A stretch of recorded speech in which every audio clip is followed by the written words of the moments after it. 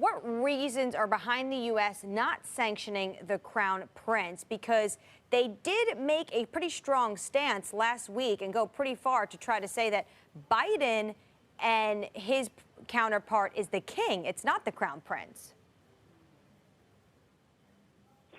That's right. I mean, I guess Biden has to balance two things here. He's got domestic pressure in the U.S. to be seen to be cracking down on Saudi Arabia.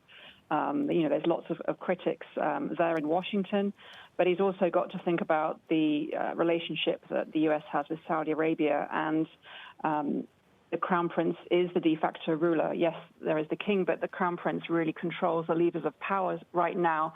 And if you sanction him, you're really limiting your ability to have that relationship with Saudi. So he's, gone for a sort of in-between phase in which he says that his counterpart is the king and he'll communicate with him.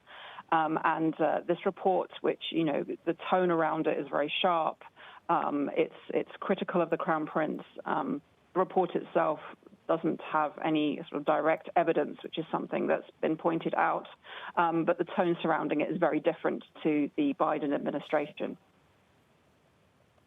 Sylvia, great to have you with us. So why would you say that Biden is defending the decision? Is it playing to the particular section of the DMC? His narrative is the rules are changing. We will see significant changes. We know there's been a number of announcements in regards to those people who can enter America. But this is about recasting the narrative with Saudi Arabia?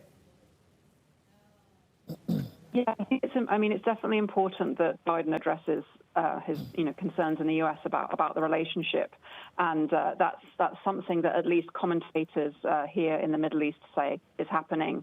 That he's dealing with his own domestic pressures there, and there are things that Biden, that the U.S. can look at, which wouldn't go as far as sanctioning MBS, for example.